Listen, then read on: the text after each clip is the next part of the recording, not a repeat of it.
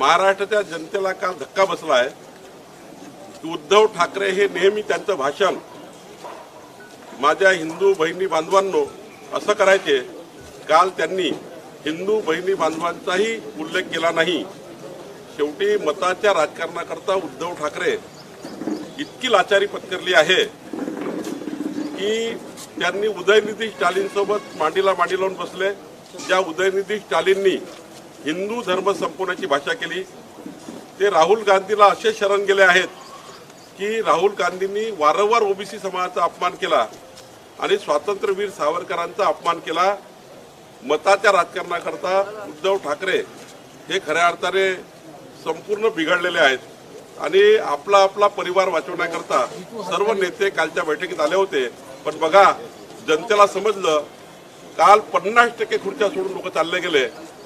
राहुल गांधी काय बोलत होते हे लोकाला कळत नव्हतं आणि लोक काय बोलतात ते राहुल गांधीला कळत नव्हतं। राहुल गांधीचं भाषण म्हणजे त्यांनी जे भाषण दिलं, जर तुम्ही टेन्शनमध्ये असाल आणि ते भाषण लावून बघाल तर तुमचं टेन्शन मुक्त होऊन जाईल असं भाषण त्यांनी केलं आहे। त्यामुळं ही जी हास्य जत्रा आहे, राहुल गांधीचं भाषण म्हणजे हास्य जत्रा।